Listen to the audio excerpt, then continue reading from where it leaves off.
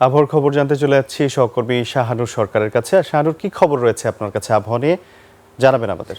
ধন্যবাদ রাজিউর আপনাকে। দর্শক, এই মুহূর্তে আজকের আবহাওয়ার সর্বশেষ খবর জানাবো আপনাদেরকে। আজ 24 জুলাই 2026।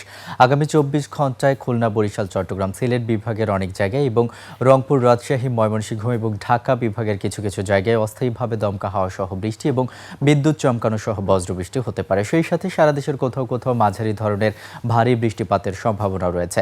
আগামী 24 ঘন্টায় সারা দেশে দিনের তাপমাত্রা সামান্য কমলেও রাতের তাপমাত্রা প্রায় অপরিবর্তিত থাকতে পারে।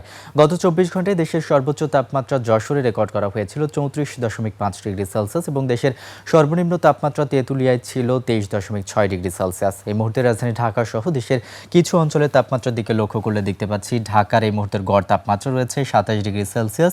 রাজশাহীতেও একই তাপমাত্রা বিরাজ করছে 27 ডিগ্রি সেলসিয়াস। রংপুর এবং সিলেটের তাপমাত্রা রয়েছে 29 ডিগ্রি সেলসিয়াস। বরগুনাতে দেখতে পাচ্ছি 26 ডিগ্রি সেলসিয়াস এবং সবশেষ কক্সবাজারের এই মুহূর্তের গড় তাপমাত্রা রয়েছে 26 ডিগ্রি সেলসিয়াস। আজ সকাল 6টায় ঢাকার বাতাসের আপেক্ষিক আর্দ্রতা রেকর্ড করা হয়েছে শতকরা 87%। আজ ঢাকায় সূর্যোদয় হয়েছে 5টা 24 মিনিটে এবং আজ ঢাকায় সূর্যাস্ত হবে 6টা 46 মিনিটে। রাজিউর, এই ছিল আমার কাছে আগামী 24 ঘন্টার আবহাওয়ার সর্বশেষ তথ্য। শাহানুর, আপনাকে ধন্যবাদ।